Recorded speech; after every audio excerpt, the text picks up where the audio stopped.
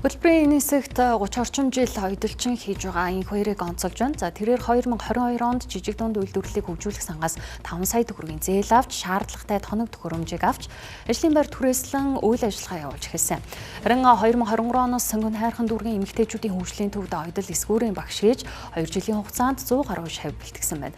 За тэднээс 50 орчим нь өөртөө ажлын байр бий болгон амжилттай явааг энэ хоёр онцлоо. Энэ хоёр жижиг дунд үйлдвэрлэлийг хөгжүүлэх сангаас авсан зээлээ 2 жилийн дараа төлж дуусжээ.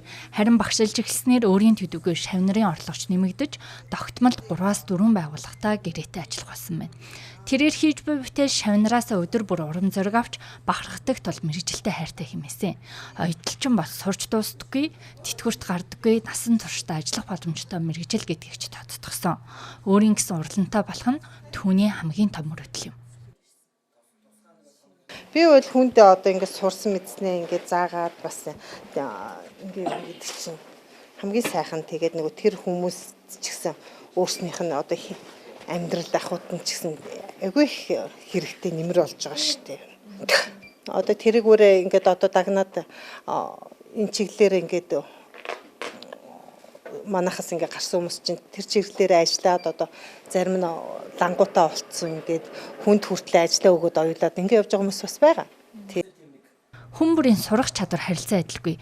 Гэхдээ ойдол эсгүүрийн аагүй хүн хувц сойж өөртөө ажлын байр бий олгож байгааг хараад тэрээр ажиллаараа бахархдаг.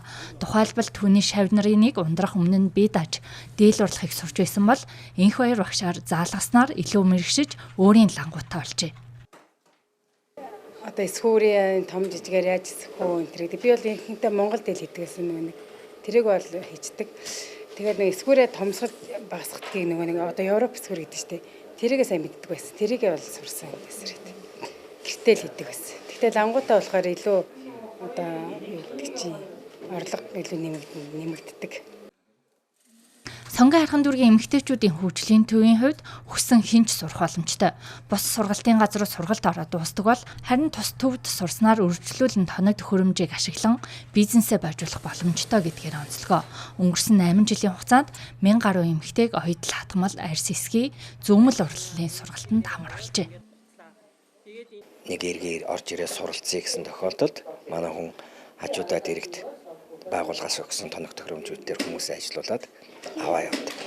Тэгээд цаашаага яхаараа яад ингэхээр энэ хүн ганцаараа альбаны газраас маас ойдол аваад ингэдэг байсан бол нэг 100 ширхгийг авдаг байсан бол шавнараа аваад хажуудаа ингээ боожох төвтэй болоод ингээ явсны даваатлаар энэ хүн болохоор нөгөө 100-га 200-300 болгодог ч юм уу ийм хүн маягтайгаар орлого насны нэмэгдээд ингээ явж байгаа.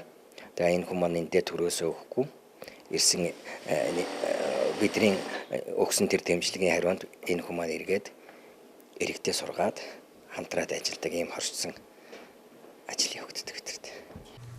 Сонгон хайрхан дүүргийн эмэгтэйчүүдийн хөгжлийн төв мөн энэ жилээс өөрсдийн нэрээр бүгд найрамдах Солонгос улсад өөрийн бүтээгдэхүүн гаргах хэрэгтэй болсон байна.